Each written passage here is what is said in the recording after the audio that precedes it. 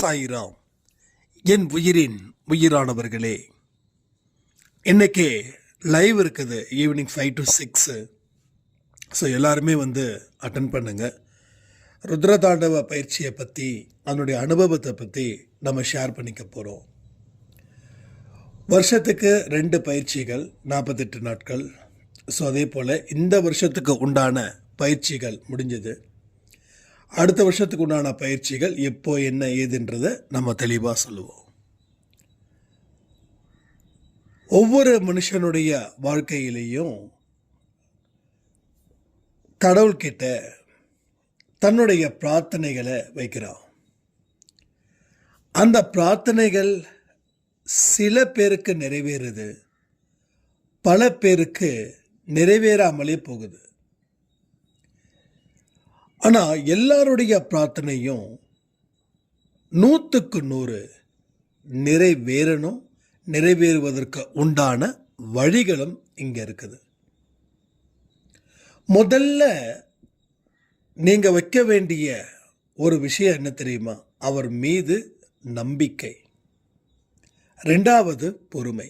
இது எல்லா சாயப்பா கோயிலிலும் பின்னாடி எழுதியிருப்பாங்க. நாமளும் படிக்கிறோம், ஜஸ்ட் படிக்கிறோம், அவ்வளோதான். ஒரு வேண்டுதலை அவர்கிட்ட வச்சிட்டா மட்டும் போதுமா? அதற்கு உண்டான வழிகளை நம்ம தேர்ந்தெடுக்கணுமா இல்லையா? அப்போ நம்ம என்ன பண்ணுறோம்? வேண்டுதலை வச்சுட்டு மறுபடியும் அதை பற்றியே நம்ம சிந்திக்கிறது இல்லை. இதனால தான் நிறைய பேருடைய வேண்டுதல் பலிக்காமல் போகுது. உங்களுக்கு என்ன பிரச்சனையாக கூட இருக்கட்டுங்க, வேண்டுதலை வைக்கிறீங்க.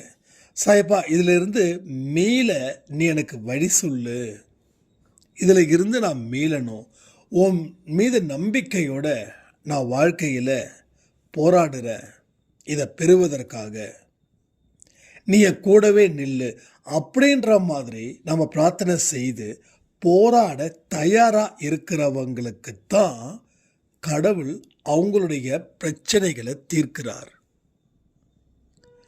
நீங்கள் வேண்டுதலை வச்சுட்டு உங்களுக்கு என்ன போச்சு அப்படின்னு சொல்லி ஓரமாக உட்காந்துடுறீங்க. அதை பற்றி சிந்திக்கலை, அதை சரி பண்ணணும்னு முயற்சி பண்ணலை. உங்கள் முயற்சியும் உழைப்பும் இல்லாத இடத்துல கடவுள் எந்த வெற்றியையும் தேடி தருவது இல்லை. உங்கள் முயற்சியும் செய்யலை, உழைக்கவும் செய்யலை. குடும்பத்தில் பிரச்சனை இருக்குது. இப்போது குடும்பத்தில் ப்ராப்ளம் இருக்குது, அதை சால்வ் பண்ணுங்கன்னு அந்த 5 நிமிஷம் கடவுள்கிட்ட வேண்டுறீங்க. அதுக்கப்புறம் அந்த ப்ராப்ளத்தை பற்றியே நீங்கள் திங்க் பண்ணவே இல்லை. இந்த ப்ராப்ளத்தை எங்கே இருந்து சால்வ் பண்ணலாம், அதற்குண்டான வழிகளை நீங்கள் சிந்திக்க ஆரம்பிச்சிருந்தீங்கன்னா கடவுளும் உங்கள் கூட இருந்து ஆலோசனைகளை வழங்கியிருப்பார். இப்போ நீங்கள் சிந்திக்கலை, அப்போது அதை பற்றியே நினைக்கல. சும்மா ஒரு மொட்டையாக கடவுள்கிட்ட பிரார்த்தனை வச்சுட்டு நீங்கள் பாட்டுக்கும் உங்கள் வேலையை பார்த்தீங்க.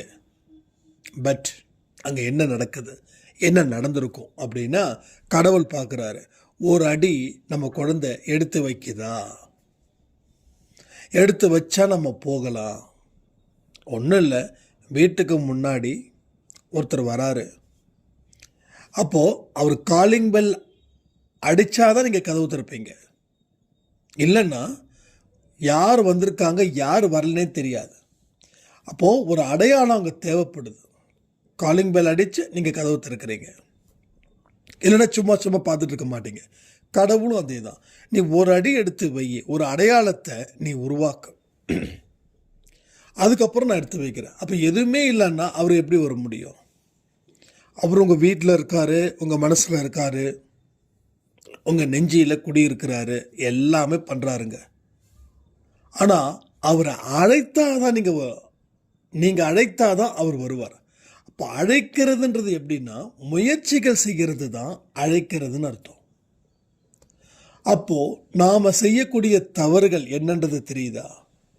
நம்பிக்கை வையி, பொறுமையோடு இரு, முயற்சி செய்ய, உழைச்சி பாரு, பலனை நீ பெறுவாய். இந்த பாயிண்ட்டை எத்தனை பேர் முழு மனதோட செஞ்சுருக்கீங்கன்னு கமெண்ட் பண்ணுங்கள். ஸோ செஞ்சவங்களோட ரிசல்ட்டும் எப்படி வந்திருக்குதுன்னு கமெண்ட் பண்ணுங்கள். நம்ம என்ன சொல்கிறோம், பிரச்சனைகள் அதிகமாக இருந்துச்சுன்னா அதிகாலை எழுந்துருன்னு சொல்கிறோம். ஆனால் அதிகாலை எழுந்திருக்க முடியாது. மார்கழி மாதம் பனி ஜாஸ்தி, குளிர் ஜாஸ்தி, எனக்கு மூச்சு வாங்கும், எனக்கு அது இருக்குது, எனக்கு இது இருக்குது அப்படின்னு. அப்போது நாம் என்ன பண்ணுறோம், ஏதாவது ஒரு பழியை அது மேலே தூக்கி போட்டு வழக்கம் போல் நம்ம வாழ்ந்துக்கிட்டு இருக்கோம். ஒரு தங்க புதையல் உங்களுக்கு நிச்சயமாக கிடைக்கும் அப்படின்னு கடவுள் சொல்கிறாரு. அப்போ 4 மணிக்கு எழுந்திரிச்சாதான் 48வது நாட்களில் தங்க புதையல் கிடைக்கும் அப்படின்னு கடவுள் சொல்கிறார். இது கன்ஃபார்மான நியூஸ்னு வச்சுக்கலாமே. அப்போ நீங்கள் 4 மணிக்கு எழுந்திருப்பீங்களா, எழுந்திருக்க மாட்டீங்களா?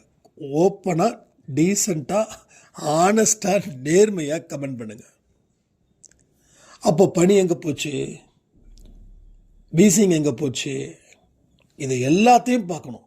அப்போது 48 நாட்களுக்கு பிறகு ஒரு அற்புதம் நடக்குதுன்னு வீடு தேடி வந்து சாய்ப்பா ஒரு விஷயத்த சொல்லும்போது அதற்கு சில ரூல்ஸ் அண்ட் ரெகுலேஷன்ஸு சொல்கிறாரு.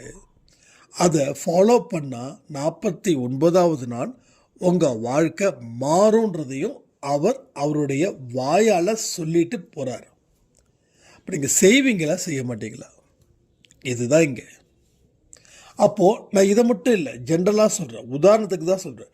அப்போ முயற்சிகளும் உழைப்புகளும் செய்வதற்கு முன்னாடியே இது நடக்காது, வேறு ஏதாவது இருக்குதா, இது பாஸ், வேறு ஏதாவது இருக்குதா அப்படின்னு சொல்லக்கூடியவர்கள் இன்னைக்கு ஜாஸ்தி. அப்போது அந்த பிரச்சனைகளை பார்த்து நீங்களே கவலைப்படலை. அப்போ ஏன் சாய்ப்பா வந்து அதை சால்வ் பண்ணணும்னு நினைக்கணும்? அப்போது அவர் சால்வ் பண்ணணும்னு நினைக்கணும்னா நாம் அதற்கு உரிய வழிமுறைகளை வகுத்தோமா? இதுதான். அப்போது இதை எல்லாத்தையும் செஞ்சு பாருங்கள், உங்கள் பிரார்த்தனைகள் நிச்சயமாக பெரிய அளவில் அது பலனளிக்கும். நீங்கள் வைத்த காரியங்கள் அத்தனையும் வெற்றி பெறும். முதல்ல கஷ்டம்தான் எல்லாமே, ஏன்னா சும்மாவே இருந்து பழகிட்டோம். அடுத்தவங்க மேலே காரணத்தை தூக்கி போட்டு நம்ம தப்பிச்சிட்டோம். ஆனால் இதனால் என்ன ரிசல்ட்டு கிடச்சிருக்குது? ஸோ ரிசல்ட்டு 0வா இல்லை 100ஆ? அப்போது 100க்கு வர்றதுக்கு தான் எத்தனை விஷயங்கள். காரணத்தை சொல்லாத, உன்னது வேலையை மட்டும் கவனி, அதற்கு தேவையானதை ஆயத்தப்படுத்து, எல்லாமே சரி பண்ணு, உன் வாழ்க்கை என்றைக்கும் எப்பொழுதும் மாறும். நீ மாறாத வரைக்கும் எதையுமே மாற்ற முடியாது. ஆனால் இதை அப்படியே விட்டாலும் கட்டாயத்தின் பேரில் நீ வாழ வேண்டிய சிக்கலும் வந்துடும். அப்போது நாம் விருப்பப்படக்கூடிய வாழ்க்கையை வாழ்வது புத்திசாலித்தனம். சூழ்நிலையால் வாழக்கூடிய வாழ்க்கையில் வாழ்வது கஷ்டம். அப்போ அதை நாம் வருமுன் காப்புன்னு சொல்கிறது போல் இப்பொழுதே இந்த நொடியை ஆரம்பிச்சிடுங்க. பிரச்சனைகளை கடவுள்கிட்ட சொல்லுங்கள், பிரச்சனைகளை பற்றி சிந்திக்க முயற்சி பண்ணுங்கள். அதை தீர்க்கணுன்னா நாம் போராடணும், அதையும் நினச்சிக்கோங்க.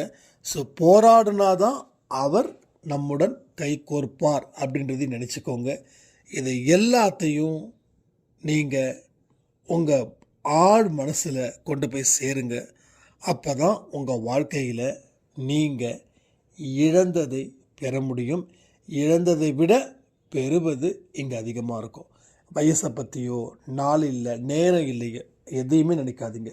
என்னென்னலாம் செய்கிறீங்களோ நாளைக்கு அதுதான் உங்கள் வாழ்க்கையை மாற்றுது. என்னென்னலாம் செய்கிறீங்களோ அடுத்த ஜென்மத்துக்கும் அதுதான் வாழ்க்கையை மாற்றுது. போராடக்கூடிய குணம் இருக்கக்கூடிய இடத்துல தான் சாதிப்பதற்கும் வாய்ப்புகள் இருக்குது. நம்மளை மாதிரி வயசில் இருக்கிறவங்க எத்தனையோ பேர் அச்சீவ் பண்ணியிருக்காங்க. ஏன்னா அவங்க நம்மளை மாதிரி இல்லை, அவங்க வேறு மாதிரி இருந்தாங்க. அந்த வேறு மாதிரியாக தான் நீங்கள் உருவாகணும்னு சொல்லி இந்த பதிவை நான் முடிக்கிறேன். ஸோ வெற்றி பெறுவதற்கு உண்டான அத்தனை திறமைகள் இருந்தும் தோல்வியை தழுவுறது நம்ம தலையெழுத்து இல்லைன்றதையும் மறந்துடாதீங்க.